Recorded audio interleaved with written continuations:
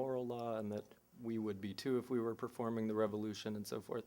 But isn't that just a different sense of law there that doesn't, so saying, well, we know that we're operating in accordance with the moral law, is that really going to make it not a miracle in the metaphysical sense? Well, that's partially my worry. I mean, that's partially, I mean, there's a law involved. There are other worries I didn't get into. I mean, for example, the laws in the physical case really cover the cases. Yeah. The moral law is such that there is a moral law. What is its relation to the cases? You know, you get into the evil, if you get into deviation from it, you know, how do we explain in particular cases that somebody doesn't follow the moral law if they're a moral agent? So my thought is he's trying to make it look like there's no special problem here. Yeah. And I think if you examine it, there are all sorts of special problems. That's sort of okay, but my agreed sense with you. Right, okay. So but I thought you were trying to push at least a little more than I was for the thought that we don't have to think in terms of anything miraculous here, partly because the way he defines miracle. Well, the way he sees it, this is more the way he sees it. So he's going to say, look, here, I'm going to describe things as non-miraculous when they act according to a nature and a law. Yeah. So you got problems with my talk about freedom and stuff. Hey, I've got nature and a law here. It's nothing mysterious. Yeah. But, you know, you just flip it around their side and you say, no, it's really very mysterious. Right, okay, so you see a problem with Yeah, no, that's the whole idea. So it's at the end, there's some problems. You know? And then why were you, just last thing, why were you so willing, I mean, it sounded like you were more willing here than I would have thought to allow for some sort of possibility of empirical miracles. So there's a point where you give a summary in your own words of what the upshot is with respect to empirical stuff, and you say, yeah, it's possible to introduce talk of this, but, you know, rationally we shouldn't do it. There's a maxim for scientific inquiry that would rule that out. Why even give them the possibility? So how would you absolutely block it? Well, I don't know, appeal to the second analogy, empirical laws, things like that. I thought, you know, in a Kantian picture of the empirical world, we're going to try to rule out. Yeah, there's a little ambiguity. I think he's got a way of talking whereby, kind of by definition, the miracle can't be in the empirical world insofar as the causing won't be, you know, entirely empirical. Yeah. But the effect would be empirical, and so it has sort of one foot in the, and so just as freedom is, you know, every instance of absolute freedom is a little weird because it's a non-empirical source of an empirical thing. So similarly, you got all these empirical things going on, and if somebody says there could be some non-empirical theoretical thing behind them, how do you? I see. So the possible there was, it's possible to think that maybe there's some miraculous thing underneath numinally or something. But for us, we should, as good scientists, always assume there's laws. Or just as rational people. It's just like, because once you start going there. Right. Okay, that's more. Trying to close the box right away. Thanks. Oh, yeah. So I guess just on that last passage that everybody's looking at, when he says a miracle is not something of which we do not cognize the cause, he means it's not something of which we do not merely cognize the cause, but rather that of which we do not cognize the laws, or the student transcribing this, you know. That's the point.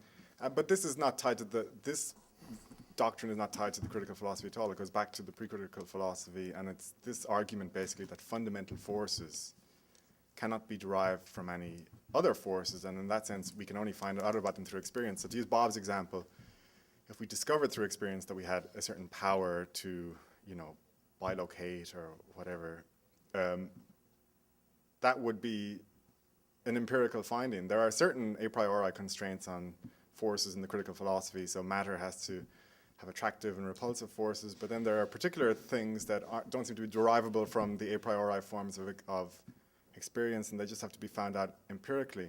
So part of Kant's strategy here is often to make freedom look less mysterious by showing just how mysterious fundamental forces are.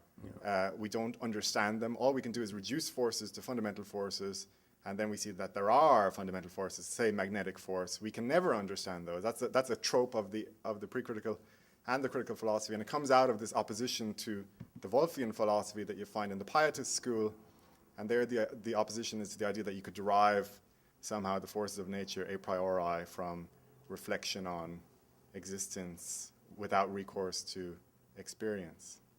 Okay, well, that's interesting. I mean, that would be helpful, wouldn't it, to the general idea here that, I mean, the little thing I was just trying to add to what other people were saying was that there's some continuity between the late and the early Kant. So this notion of underivable, there's some elements in there, even before you get to transcendental idealism, there are some of these underivables in there, and in the system as a whole, you might say. Right. And that helps him where he ends up, because, I mean, if his problem is he's got something absurd like freedom, he can say, well, you're always going to have something like that. But I think it still leaves him with other problems, because he's on the offensive saying, you know, there's certain kind of people, whether religious or scientific or whatever, they've got really special, especially mysterious stuff, and I don't have such mysterious stuff. And when you get into the cases of his final system, he's still got some especially mysterious stuff, even if I agree on that point very much. Well, yes, Marilyn. I'll just get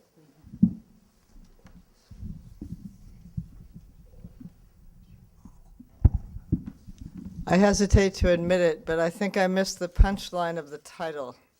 Oh, good. On Kant and the end of Theodicy. Yeah. So is this ironic? That is to say, are we supposed to be thinking, well, there's no teleological order in the phenomenal realm because it's governed by natural laws, but the good news is that there's a moral order and God will reward the virtuous? I mean, so that there's an end to Theodicy because the end is this moralistic thing? Or what? So, or tell me what I missed. Yeah, no, you're close. So it was a little, I just thought, time for a game on titles here. So I want going back and forth between, do I call it Kant and the end of Theodicy, or on Kant and the end of Theodicy? Because it might sound as if Kant's saying there's an end of Theodicy, but it's never... Like Christ is the end of the law. In what sense the end? That was... Right, well, it could be, right. It could be the last stage, or it could be the failure. Yes, so... And so all those are intended. It's like they say, all those meanings are intended. So there's a sense in which there's a last phase of theodicy, if what you mean by that is speculative theodicy. That's just going out. That's the beginning of the new era of authentic theodicy. Then there's also, which is that there's a moral order and God will reward the virtuous or something. There is, yeah, exactly. And there's also, there are two things. There's also... Despite appearances. No, despite many appearances, but we have the French Revolution, etc. Things are looking better. But there's French Revolution? Oh, sorry. Anyway, in his view, and then there's also at the end there's also the goal, the purpose. What he's really asking the essay is, what's the purpose? This is a separate thing, just like history. There's the phenomenon, which is theodicy in the sense of some sense of the universe, but there's also the project of trying to write theodicies. And I think another thing Kant's trying to do is he's trying to say, this is the last theodicy that ever has to be written, because we've kind of figured out how to do that now, and I've shown you how to do it, and I'm doing it.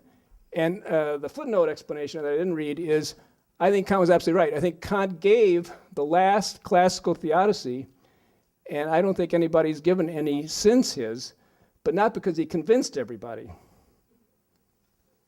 Rather, people thought, let's try to do something different. Some people thought that. Well, I mean, I think so I'm it was a provocation. I was going to ask if there are other theodicies after Kant that people would propose, so it's really not the end of the I don't want to call it the game, but the process of offering theodicies.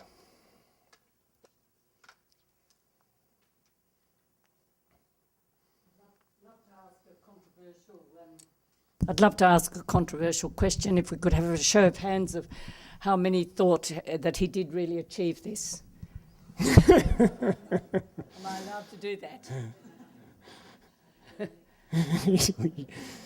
Or should I simply ask you to put your hands together now and give thanks to this? That's better. Thank you.